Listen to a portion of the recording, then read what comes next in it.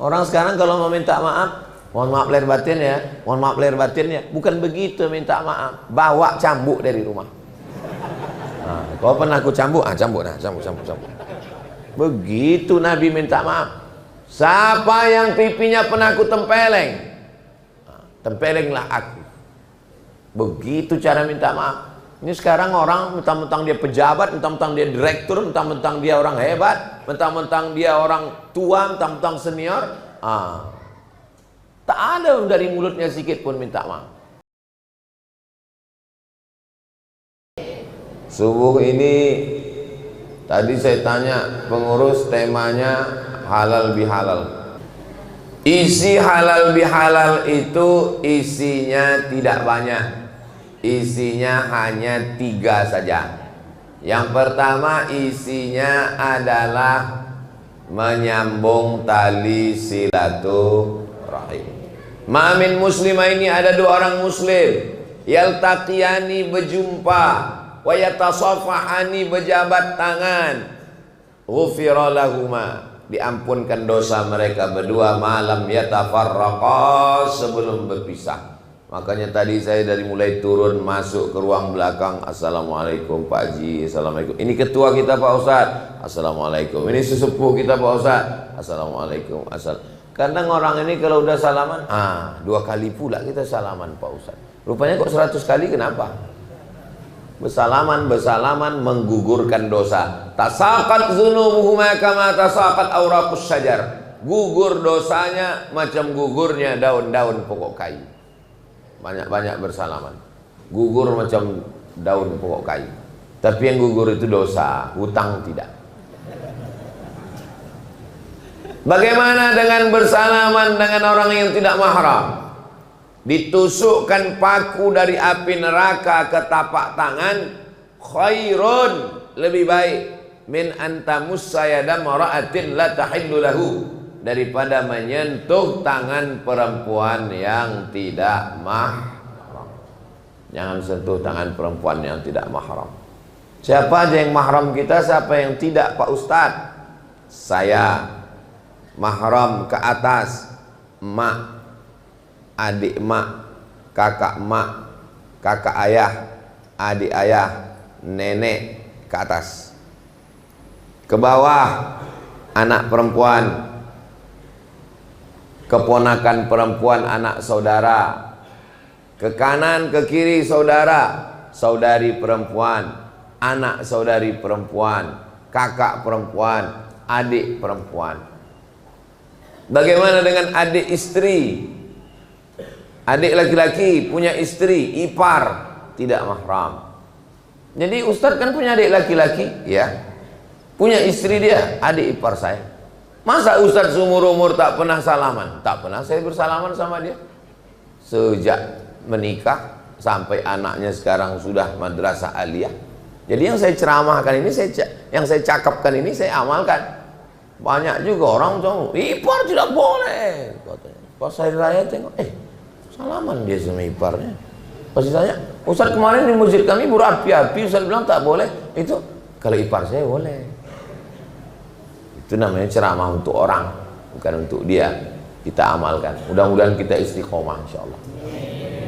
Kalau Ustadz Somad itu ngomong aja nggak boleh salaman sama perempuan. Kemarin saya tengok dia ada suatu jamaah ngulurkan tangan, disalaminya nenek-nenek.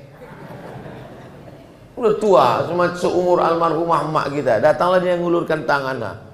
Apa kabar Ustadz Somad? Selalulah aku tengok Ustadz ceramah diulurkannya. Takkan mungkin saya ceramah ditusukkan tapak tangan. Sakit hati dia. Jadi kalau sudah tua tidak apa-apa. Ustadz Somad itu katanya tak boleh bersalaman perempuan. Kami tengok kemarin dia salaman anak kecil belum akil balik dengan perempuan yang tua lanjut usia, tak boleh. Adapun perempuan, maka sesungguhnya itu adalah perbuatan yang dilarang. Mudah-mudahan yang lalu-lalu macam mana Pak Ustadz? Mudah-mudahan Allah mengampunkan segala silap salah dosa kita. Adapun yang akan datang kita jaga dengan baik. Apalagi orang Indonesia mudah sekali, sudah tradisi di beberapa tempat cukup dengan kode-kode aja mau begini. Tapi katanya begini tak boleh Pak Ustadz. Begini itu tuh menyembah berhala Pak Ustadz. Mana pula menyembah berhala? Orang begini zaman dulu menyembah patung, ada patungnya di depan digini kan ya. Kita mana pula rupanya patung ibu itu kan tidak. Kalau saya gini kan ibu, apa kabar bu? Patung rupanya dia kan tidak. Bapak Ibu yang dimuliakan Allah Subhanahu wa taala. Silaturahim ketika datang bertatap muka, lalu kemudian tahadu berbagi makanan hadiah, tahabbu, maka kamu akan berkasih sayang. Begitu saya sampai ke masjid tadi, disiapkanlah air minum, kuihnya, ada yang hijau, ada tak usah saya sebutkan ya, sakit hati jamaah nanti. Banyak kali kuih itu di belakang. Artinya apa? Sesuai dengan kemampuan kita masing-masing. La yukallifullahu nafsan illa wus'aha. Kalau kita bertamu ke rumah orang, disuguhkannya makanan, makanlah. Untuk apa? Menyenangkan hati dia. Karena kalau tak kita makan, tersinggung, sakit hati dia. Begitu juga kita sebagai tamu. Bertamulah saya ke rumah orang Turki di Istanbul. Ustaz Somad, ayo ke tempat kami Pak Ustaz. Kata mahasiswa kita dari Aceh. Sampai saya ke tempat kiai tuan gurunya itu, Masya Allah, duduk saya di sampingnya. Jeruk dikupaskannya, anggur kurma dibelahkannya, dibuangkannya bijinya, disuapkannya pula ke mulut saya. Makan saya udah mau habis nasi itu, ditambahkannya lagi. Udah 2 kali habis, ditambahkannya. Takut pula saya, mak gawat ini. Begitulah rupanya mereka melayan khidmah kepada tamu yang luar biasa. Man kana yu'minu billahi wal yaumil akhir, siapa yang beriman kepada Allah dan hari akhirat, falyukrim dhaifahu, maka muliakanlah tamu. Ini kadang kita memuliakan tamu ini menengok status tamu. Kalau RT air putih, RW kopi tak bergula. Kalau anggota dewan, oh kopi susu. Padahal manusia ini sama di hadapan Allah Subhanahu wa taala. Siapa yang paling mulia?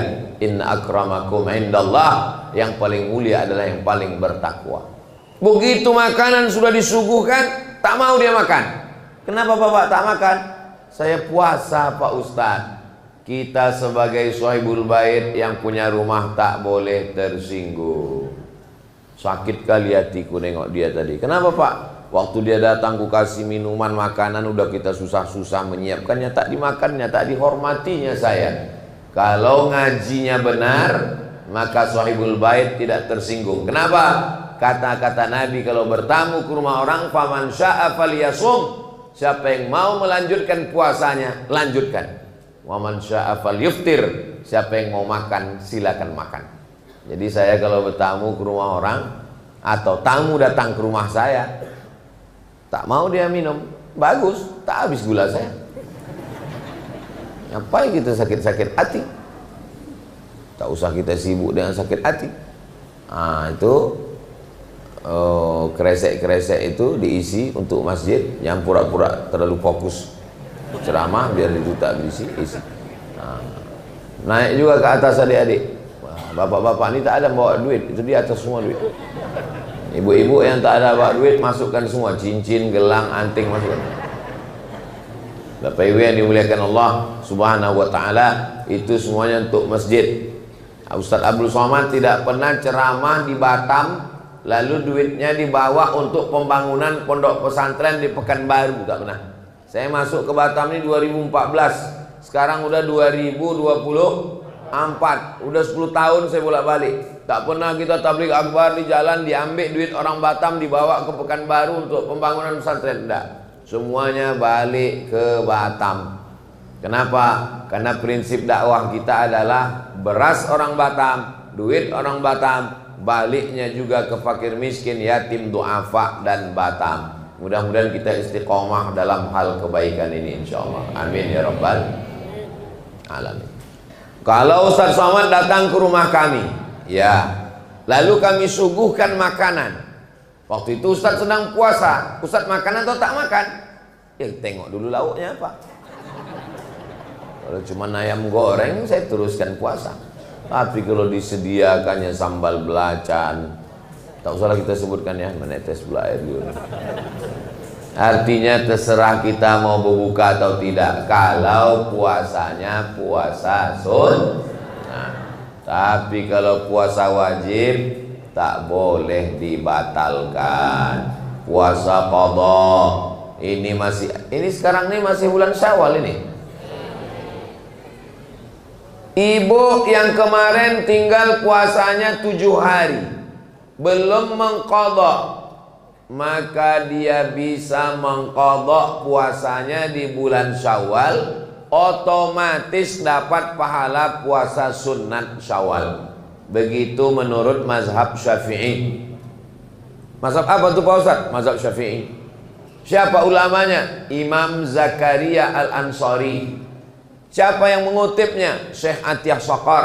Apa nama kitabnya? Al-Fatawa Al-Azhar. Fatwa-fatwa Al-Azhar. Jadi niatnya puasa qadha. Saya niat puasa qadha lillahi ta'ala di bulan Syawal, otomatis qadha-nya lunas dan dapat pahala puasa sunat Syawal. Bagi yang belum mengqadha, mudah-mudahan. Inilah Pak Ustadz, sebetulnya saya dari kemarin-kemarin mau mengqadha nih Pak Ustadz. Kenapa tak jadi? Masih banyak kue hari raya. Ini udah di ujung-ujung Syawal nih, tak ada alasan. Puasa qadha dia hari Senin.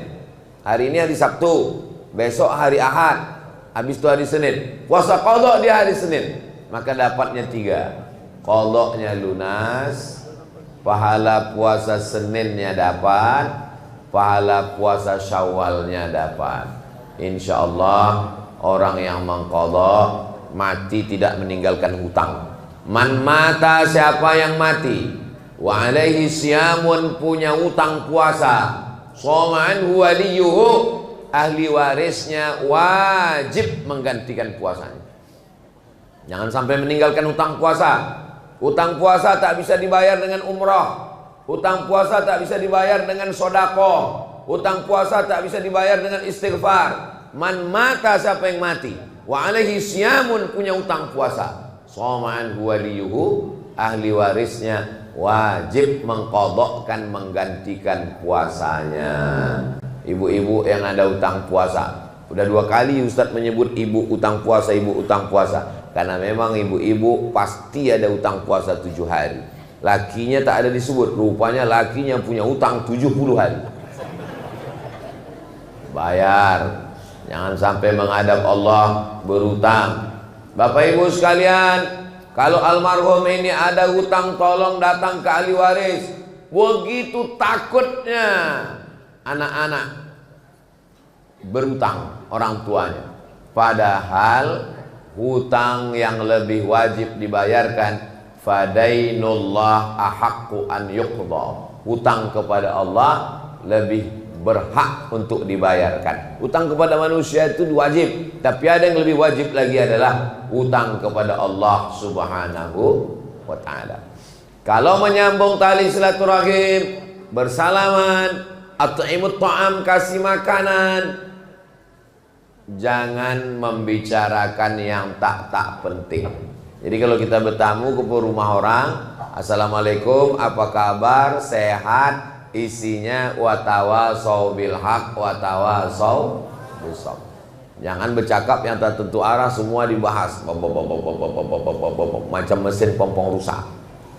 Semua dibahas, dari mulai masalah politik, ekonomi, sosial, budaya, pertahanan, keamanan. Habis bahan, ulang balik, habis waktu.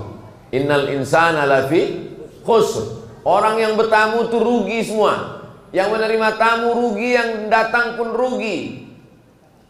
Illal ladzina amanu, kecuali yang beriman, wa amilus solihati, beramal soleh, wa tawasau bil haq wa tawasau bis sabr. saling nasihat menasehati. Termasuklah subuh ini adalah saling nasihat menasehati. Mudah-mudahan apa yang saya sampaikan ini, saya yang menyampaikan, yang tausiah, yang ceramah ini mengamalkannya, diamalkan oleh bapak ibu sampai anak cucu sampai hari kiamat, menjadi amal jariah insyaallah. Amin ya rabbal.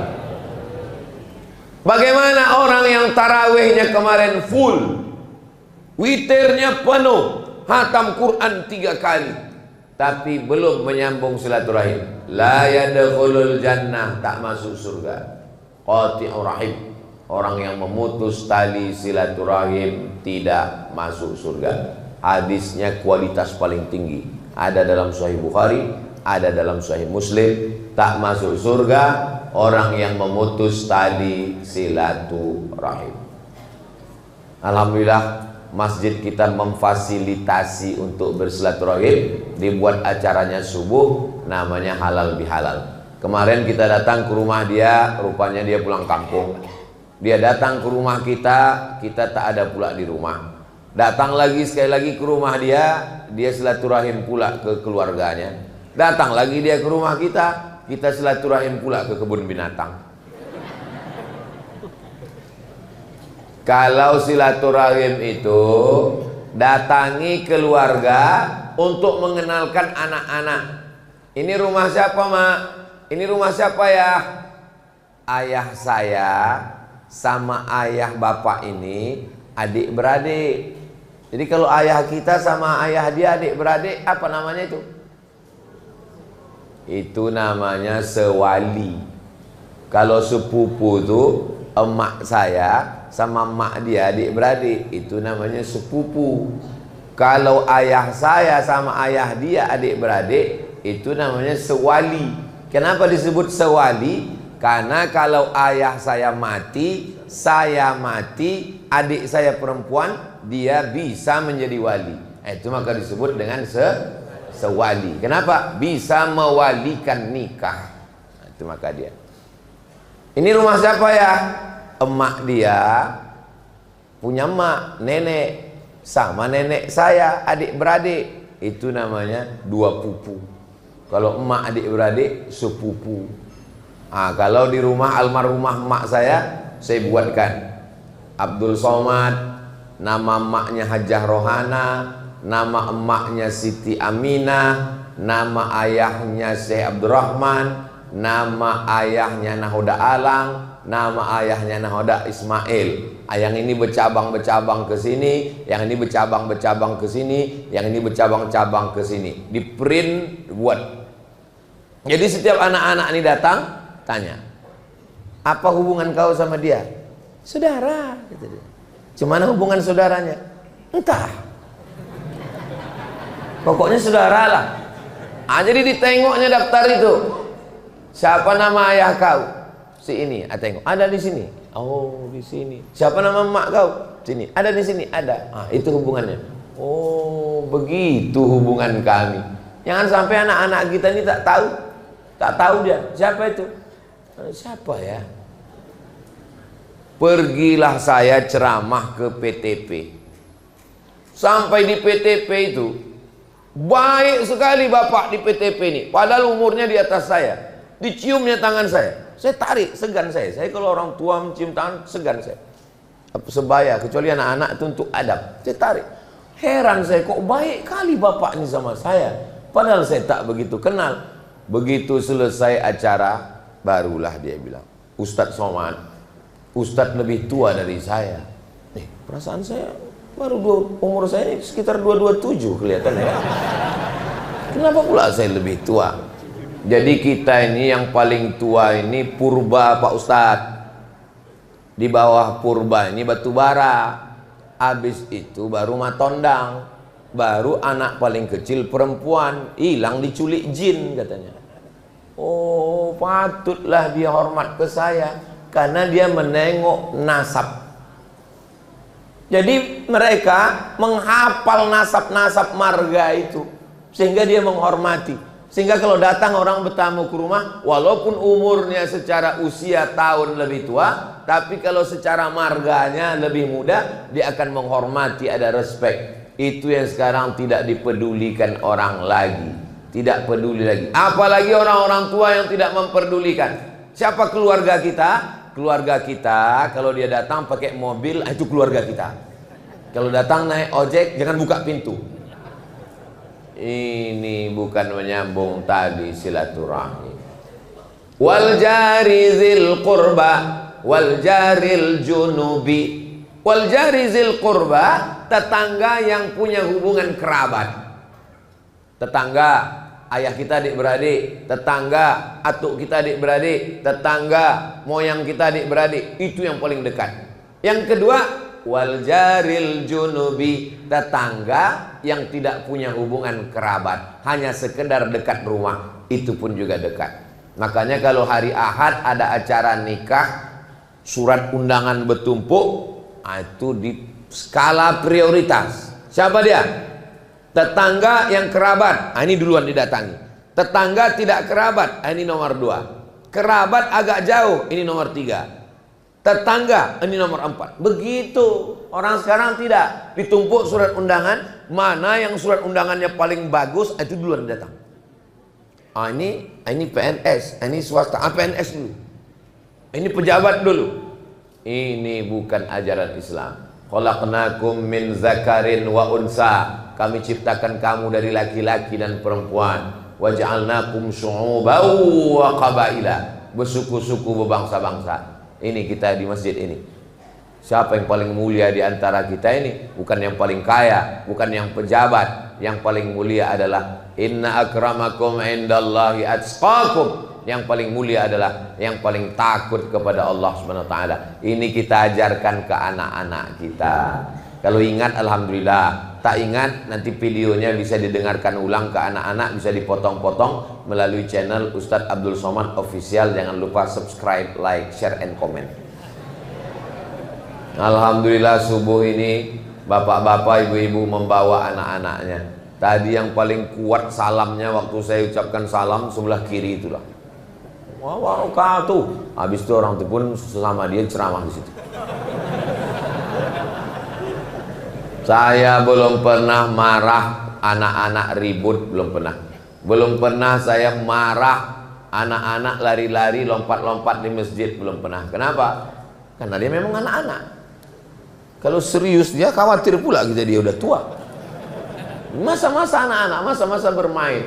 Jadi anak-anak itu bawa dia bermain di masjid. Selama di masjid kita masih banyak anak-anak, itu di belakang anak-anak. Anak-anak. Selama di masjid kita masih banyak anak-anak, insya Allah masjid ini masih tetap ada sholat berjamaah 30 tahun yang akan datang. Kalau ada orang yang khawatir Batam kota metropolitan, kota bisnis, banyak pendatang, khawatir masjid akan ditinggalkan, saya tak khawatir. Kenapa? Karena masih ada anak-anak dibawa sholat, insya Allah.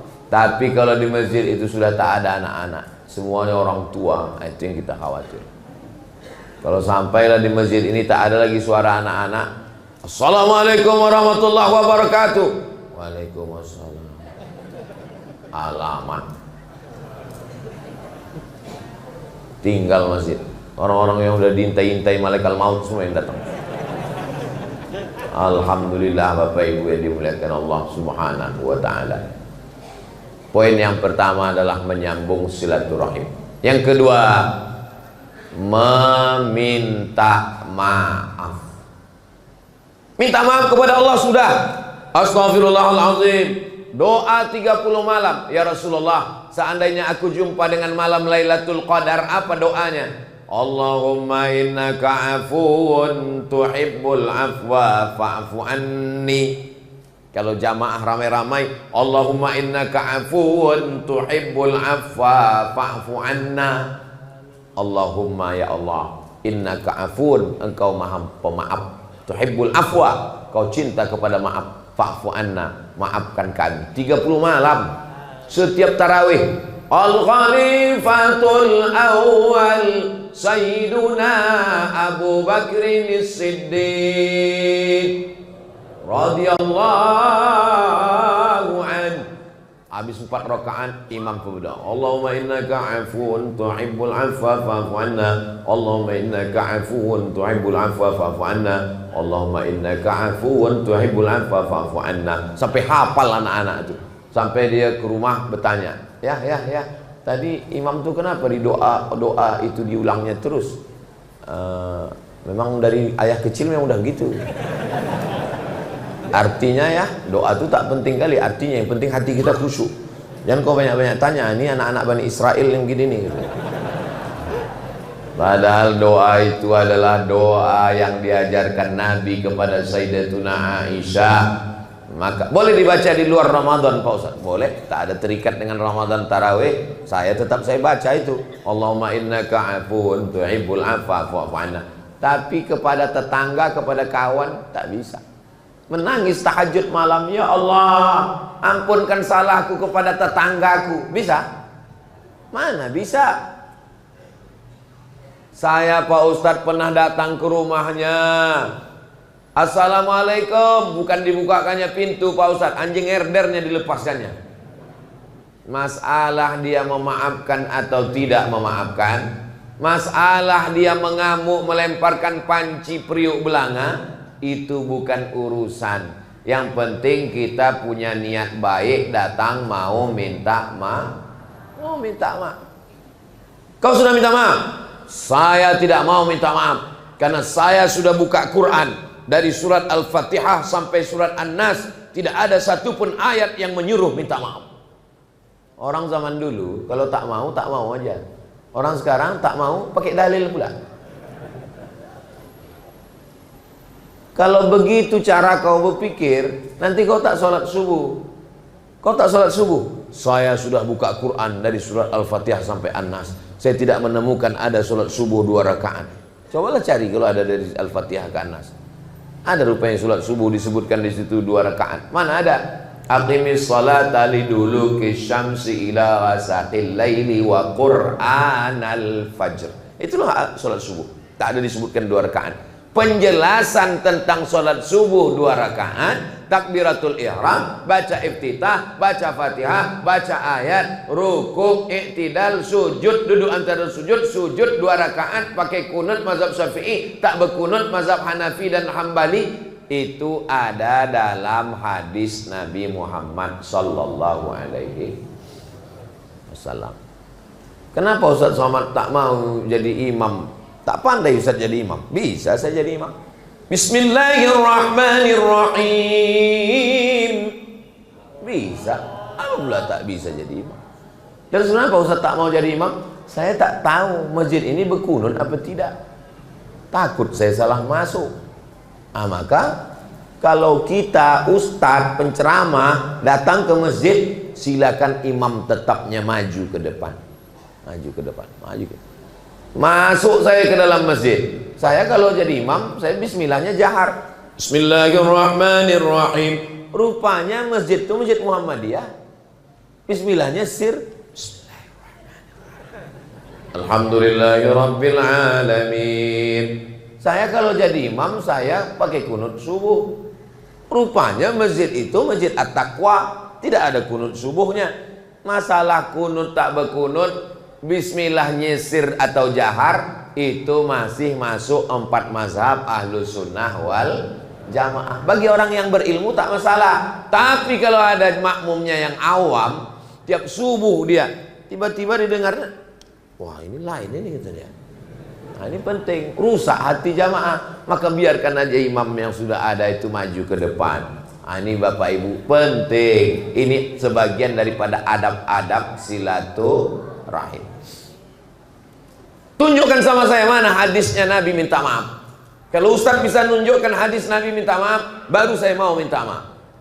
Nabi naik ke atas mimbar. Biasanya Nabi naik ke atas mimbar itu untuk khutbah. Kalau di dalam itu tak ada mimbarnya, itu musola. Kalau ada mimbarnya, masjid jami', karena ada sholat Jumatnya. Ini masjid ini ada mimbarnya, tinggi. Ini kalau khotibnya udah agak tua, gamang ini dari atas, macam pondok durian. Biasa tangga kan dari depan gini. Ah, ini meliung dari belakang. Jangan-jangan pakai eskalator belakang. Maka dalam Islam diajarkan tentang mendengarkan khutbah. Naik Nabi ke atas mimbar, tapi Nabi tak menyampaikan khutbah. Apa kata Nabi? Man kuntu jalattu lahu zahran fahadha zahri.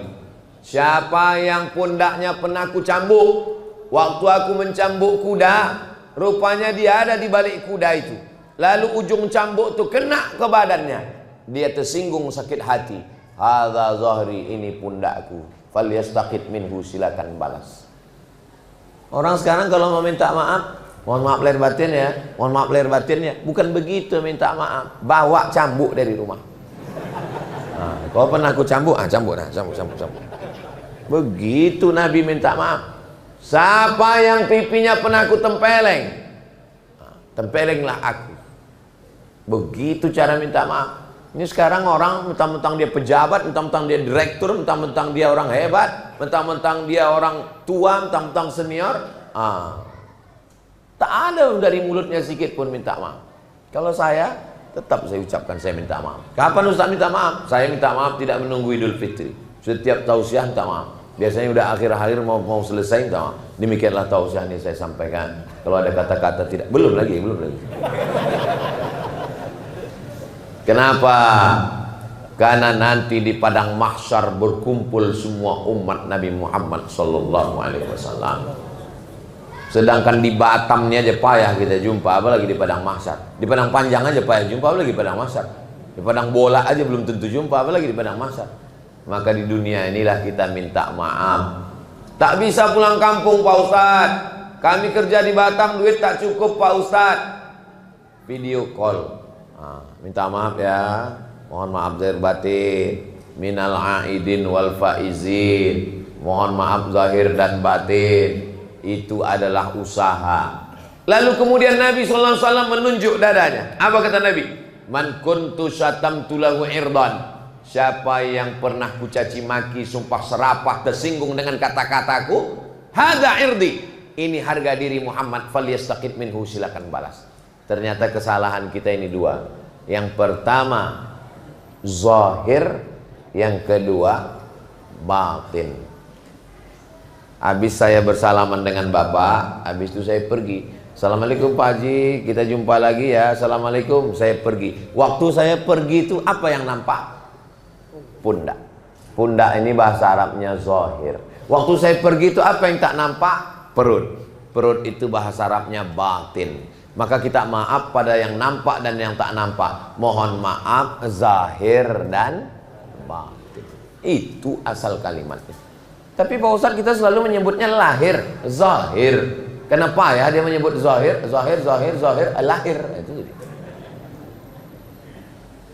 Mohon maaf zahir yang nampak, batin yang tak nampak.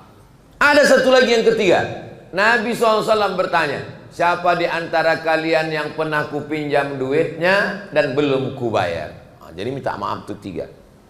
Pernah kau kucambuk? Balas. Pernah cakap ku kasar? Balas. Ada duit kau kupinjam? Itu belum bisa kubayar.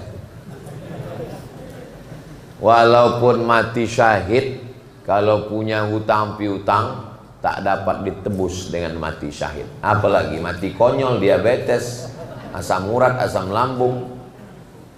Maka jangan sampai kita terikat dengan hutang piutang. Saya mudah-mudahan Bapak Ibu yang ada hutang piutang ditolong Allah lunas hutang piutang. Mak banyak juga yang berhutang.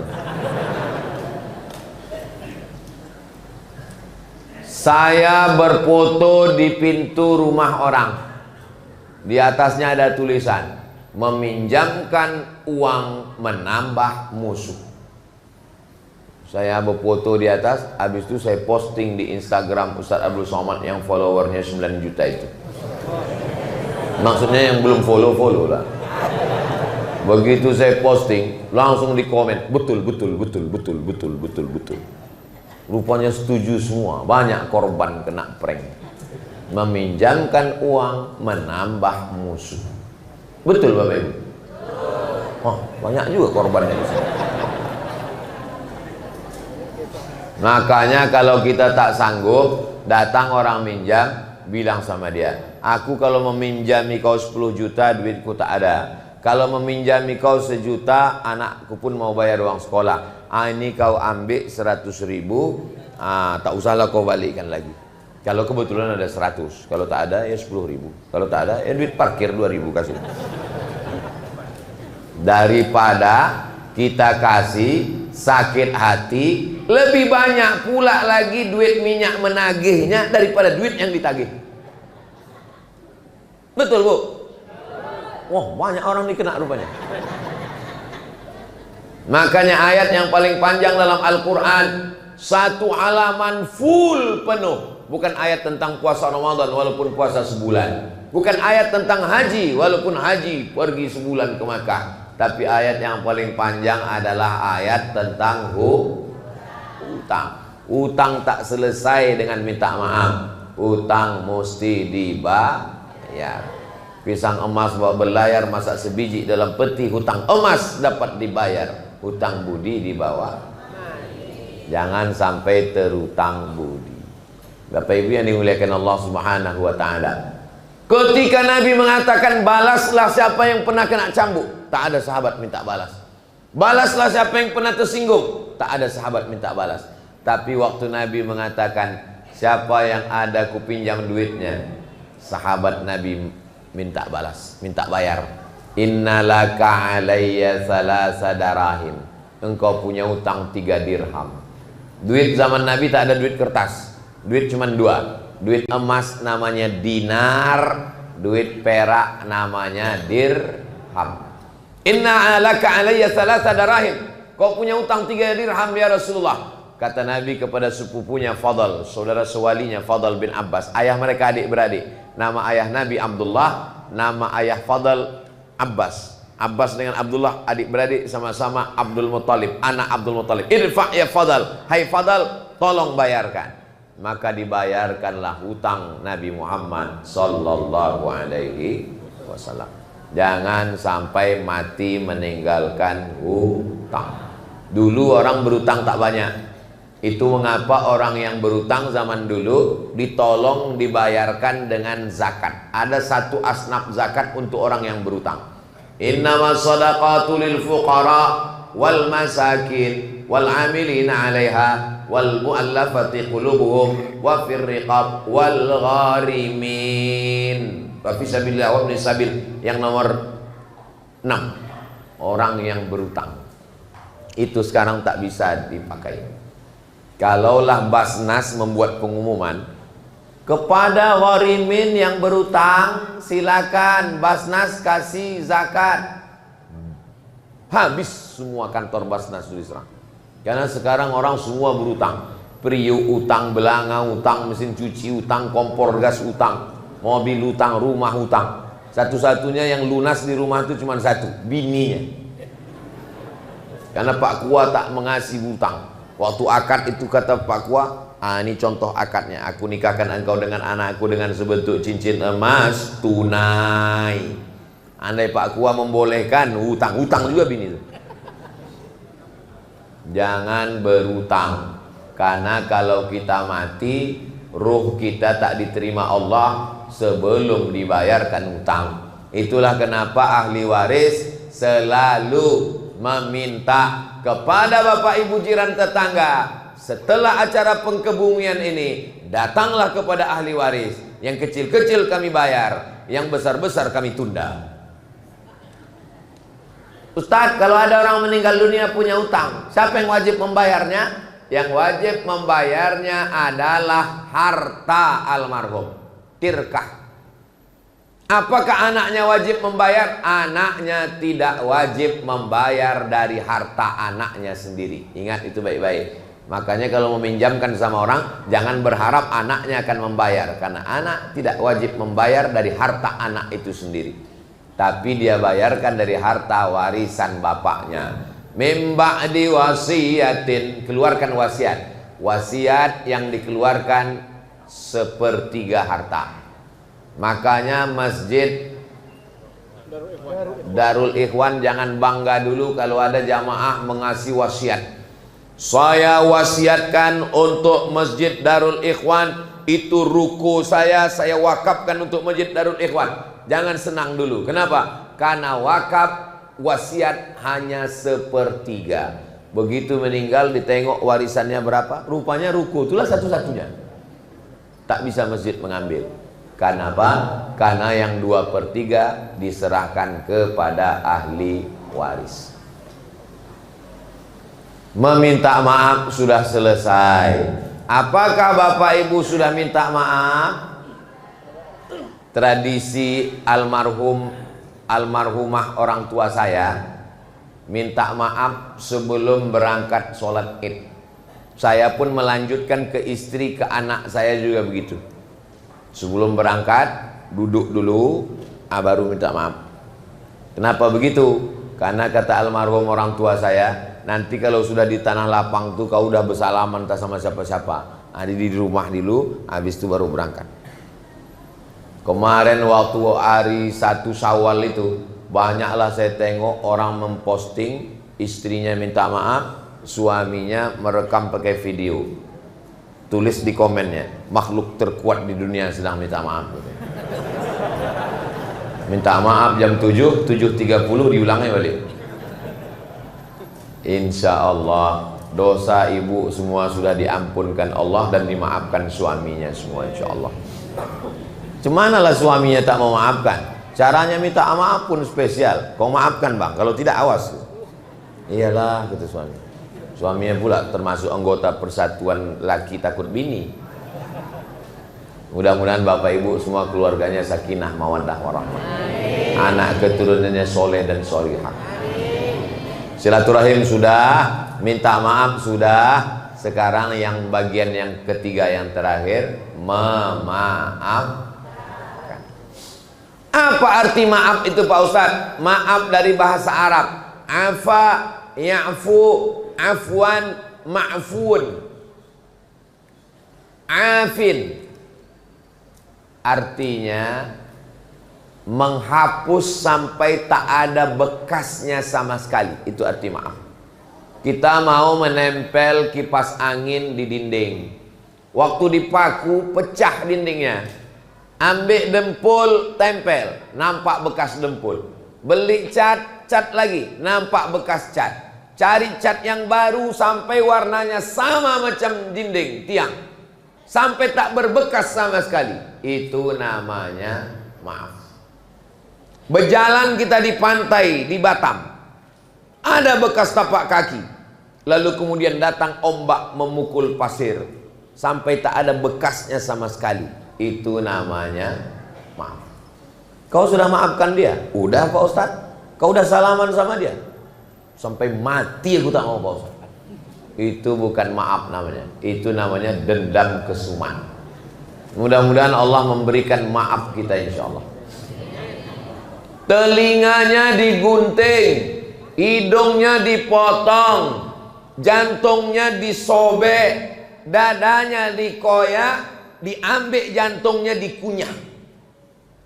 Nama laki-laki yang meninggal hidungnya digunting, telinganya dipotong, ditusuk jadi buah rantai, jantungnya dirobek, dikoyak dadanya, dikunyah.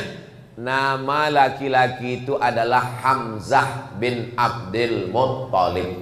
Makamnya di Syuhada perang Uhud di belakang Masjid Nabawi. Panjang umur sehat badan, nanti kita insya Allah bulan Agustus, bulan Oktober, 1 Oktober ziarah ke makam Hamzah bin Abdul Muttalib dalam program Umroh Akbar bersama Ustadz Abdul Somad. Amin.